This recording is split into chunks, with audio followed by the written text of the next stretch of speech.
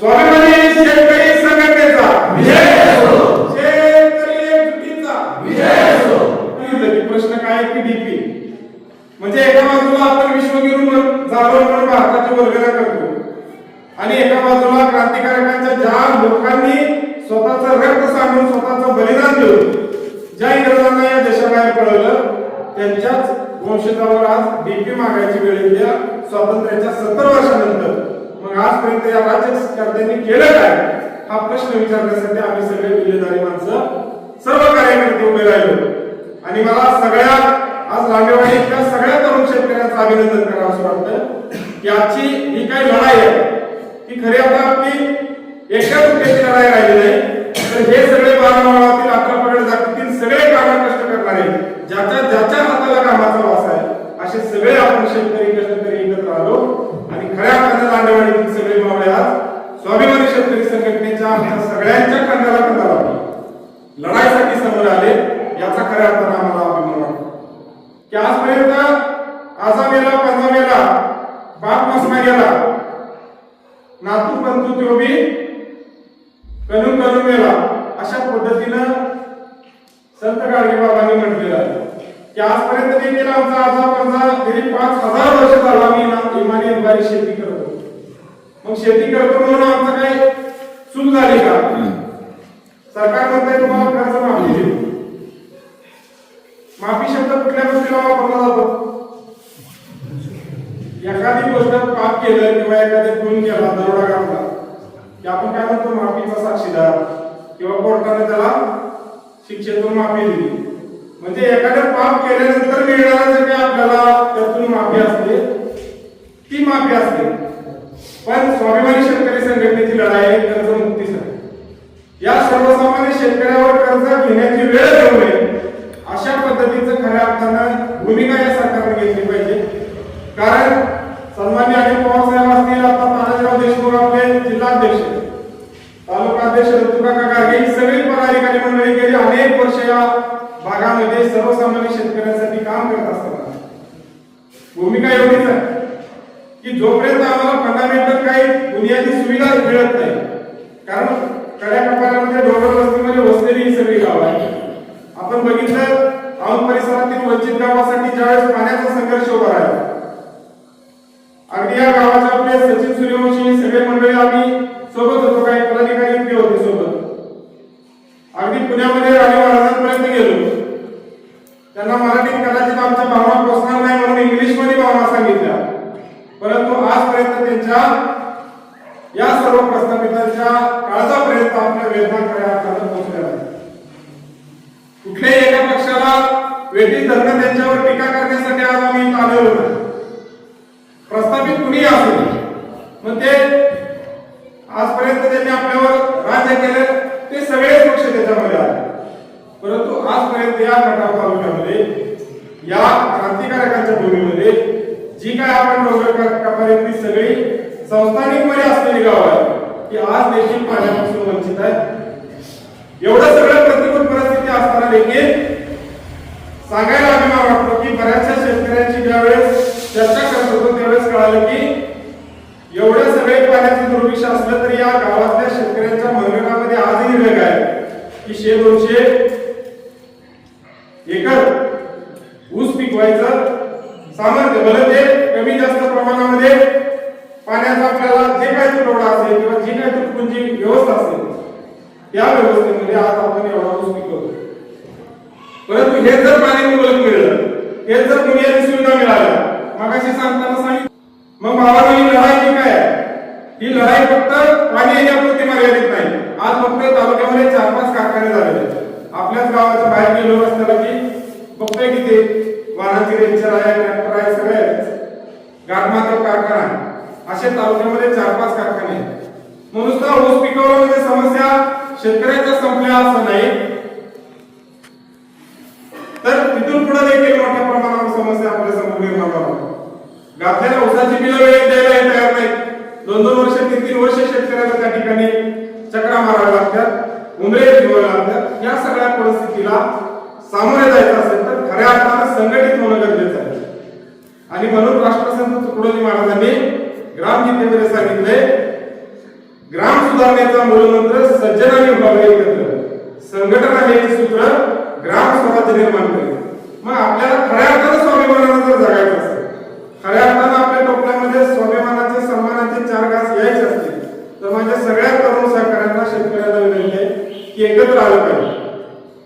ज्यावेळेस इलेक्शन येईल, ज्यावेळेस निवडणुका असतील, त्या वेळेसची आपली राजकीय भूमिका बघून घेऊ. परंतु अरे माझ्या बापाचा घाम तुम्ही जर पाहिजे होत असाल आणि आपण खुशाल त्या प्रस्थापित नेत्यांच्या पुढाऱ्यांचे स्टेटस जर व्हॉट्सअपला ठेवत असू, पण ज्या शेतकरी संघटनेमुळे, ज्या भाऊमुळे, ज्या दत्तू काकांमुळे, ज्या तानाजीराव देशमुखांमुळे या तालुक्यामध्ये नव्हे या जिल्ह्यामध्ये 300 रुपये टनाला वाढवून मिळाले, त्या जर शेतकरी संघटनेच्या कार्यकर्त्यांविषयी जर आपण स्वाभिमान बाळगणार असो, तर आपण जातीवंत शेतकरी म्हणून याच्या पात्रतेच्या आहोत का, हा प्रश्न आम्ही गावाला जाऊन विचारतो. कारण ही लढाई का सोपी नाही. जगदेश्वर कारखान्यावर गेलो, तानाजीराव देशमुखांनी त्या मॅनेजरला सांगितलं, आम्ही गेल्यानंतर ते म्हणले स्वाभिमानी शेतकरी संघटना आली, आम्ही सांगितलं की आम्हाला जे काय असेल ते दर जाहीर करा, तरच वाहतूक चालवली नाही तर आम्ही टायर पेटवणार. कारण 18 महिने पोचलेला ऊस आहे, तो जर तुम्ही बिना रुपयाचा मोबाईलला ठरवता घेऊन जाणार असाल आणि काही दर देणार नाही म्हणून सांगत नसाल, किंवा बघू बाकीच्या कारखान्यांचं झालं तर कसं होतंय काय होतंय, अशा पद्धतीने जर ही गळचेपी शेतकऱ्यांची होणार असेल, वेळेवर डीपी मिळणार नाही, वीज मिळणार नाही, अशा जर परिस्थितीमध्ये शेतकरी कसं काय जगणार आहे आपण सर्वांनी. आणि मग या छोट्याशा गावामध्ये पुन्हा तरुण शहराकडे जाणार, गाव सोडणी पक्षी शहरी गिरट्या गाली, माई असूनही माती अनाथ लेकरी झाली. अरे आमच्या हक्काची जमीन, आमच्या आजा पंजानी पोटाला चिमटा देऊन ही सगळी जमीन तुम्हाला जपून ठेवलाय वारसा आपल्या वंशजांसाठी. त्या सगळ्या गोष्टी आमच्याकडे असताना देखील कुठल्या शेतकऱ्याच्या पोराला वाटणार आहे की हे सगळं चांगलं वैभव गावाकडचं स्वच्छ सुंदर पाणी निसर्ग सगळं सोडून मुंबईमध्ये त्या छोट्याशा चाळीमध्ये राहून 10-15 हजारावर करायचे. आज शेतकऱ्याच्या पोराला पोरी मिळत नाही, सामाजिक समस्या मोठ्या प्रमाणावर निर्माण झाली, शेती करणं हे डिग्निटीचा विषय राहिला नाही, म्हणजे असं प्रतिष्ठा वाटत नाही शेती करणं. मग मला सांगा ह्या सगळ्या गोष्टीवर इलाज काय असेल तर एकत्र होणं, संघटना बांधणं, स्वतःच्या हक्कासाठी स्वतः लढणं आणि सगळ्यात महत्वाचं म्हणजे सगळ्यात आधी आपण जातीवंत शेतकरी आहोत हे मात्र आपण लक्षात घेतलं पाहिजे. प्रत्येक जण काय डोक्यात पक्षाचे झेंडे घेते, मी या पक्षाचा तो त्या पक्षाचा, ह्याच्यामध्ये आपण दुबळलेला असल्यामुळे इंग्रजांनी हीच पॉलिसी आपल्याला वापरली, डिवाइड अँड रूल. ही जर सगळी बसलेली लोक एकत्र झाली तर या मुघल इंग्रजांचा नाश करतील. याच्यासाठी काय करा तर त्यांना जाती जातीमध्ये, त्यांच्या भावकी भावकीमध्ये, त्यांच्या वाड्या वस्तीमध्ये विभागणी करा, म्हणजे ही सगळी लोक एकत्र आलीच नाहीत पाहिजे. आणि मग ही सगळी जर लोक एकत्र नाही आली तर त्यांच्यावर राज्य करणं आपल्याला सोपं होईल. अशा पद्धतीचे ते इंग्रज जर या देशामधून गेले असले तरी पुन्हा एकदा हे प्रस्थापित आपल्या लोकांनी बसलेले आहे. आपल्याला पुन्हा एकदा पायदळी तुडवण्यासाठी ही सगळी यंत्रणा तयार आहे. तर एक तुमच्यातला जे जातीवंत शेतकरी पुत्र म्हणून आज पुन्हा एकदा लढाईला उभा राहिला, आज छातीवर बिल्ला लावून तुम्ही आमच्यामध्ये सामील झाला, अभिमान आहे. परंतु लढाई इथवर थांबली नाही. उद्या आज आपल्याला डीपीची समस्या आहे, उद्या गणेशरावच्या उंबाऱ्यामध्ये दुसरी एखादी शेतकऱ्याची काही समस्या असेल, उद्या दत्तूकाकांच्या मधल्या गावातली शेतकऱ्यांची काय अन्य समस्या असेल, तर आपल्याला एकमेकांसाठी धावून जाण्यासाठी, ही इर्जित करण्यासाठी, विनंती करण्यासाठी आम्ही सगळे या ठिकाणी आलो. जाता जाता फक्त एवढंच सांगतो, आज लांडेवाडीतले जे काही तरुण सहकारी, जिजाबा, सूर्यवंशी आणि सगळे त्यांचे पदाधिकारी मंडळी असतील, ज्यांनी या संघटनेमध्ये सक्रिय होण्याचा विडा हात उचललाय, त्यांच्यासाठी फक्त एकच विनंती आहे, हा लाल बिला छातीवरती लावून सन्मानानं कधीही तुम्ही तहसील कचेरीमध्ये जा, कुठल्याही कार्यालयामध्ये जा, एकत्र होऊन लढण्याचा काय फायदा असतो. कारण आज अनिल भाऊ असतील, दत्तू काका असतील, या सगळ्या माणसांनी गेली 10 वर्षे या तालुक्यामध्ये रात्रीचा दिवस करून या सर्वसामान्य शेतकऱ्यांना न्याय द्यायचा या भूमिकेतून ही संघटना उभी केली. त्यामुळे आज तुम्ही बिल्ला लावला तरी त्या 10 वर्षाची जी काही क्रेडिबिलिटी तयार झालेली आहे ती तुम्हाला त्या ठिकाणी त्याचा फायदा मिळणार आहे. एखादा तहसील कचेरीतला कार्यकर्ता तुम्हाला मान सन्मानानंच बोलवणार आहे, कुठलाही तुमच्या समोर म्हणजे सर्वसामान्य शेतकरी म्हणून तुम्हाला त्या ठिकाणी वागणूक मिळणार नाही, तर एक संघटनेचा पदाधिकारी म्हणून एक लाल बेला छातीवर लावणारा राजू शेट्टी साहेबांचा कार्यकर्ता म्हणून तुम्हाला त्या ठिकाणी मान सन्मानाची वागणूक मिळणार आहे. हे फक्त मी सांगणार नाही, तर त्याचा अनुभव तुम्ही घ्या आणि इथून पुढे देखील एकमेकांच्या अशाच सर्व शेती संबंधित म्हणजे ज्या काय अडचणी असतील त्या अडचणी सोडवण्यासाठी एकत्र येऊन प्रयत्न करूया.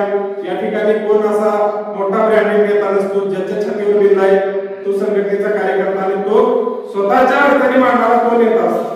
आणि म्हणून आमच्या सगळ्यांची भूमिका हीच आहे की ज्यांचं प्रश्न त्यांचं नेतृत्व, आपले प्रश्न अनेक आहेत, आपल्याला नेतृत्वही त्या पद्धतीने करावं लागेल. इथून पुढे एकजुटीनं सगळ्यांनी लढूया आणि आज वाचायच्या साक्षीनं आपण सगळेजण या ठिकाणी हा प्रण घेऊया, हा संकल्प करूया की ज्या पद्धतीनं आपल्या शेतकऱ्याला लुबाडण्यासाठी ही व्यवस्था उभी राहिली त्याच विरोधामध्ये आपण एक जीव होऊ शेवटपणे या सगळ्यांना सामना देण्यासाठी लढूया.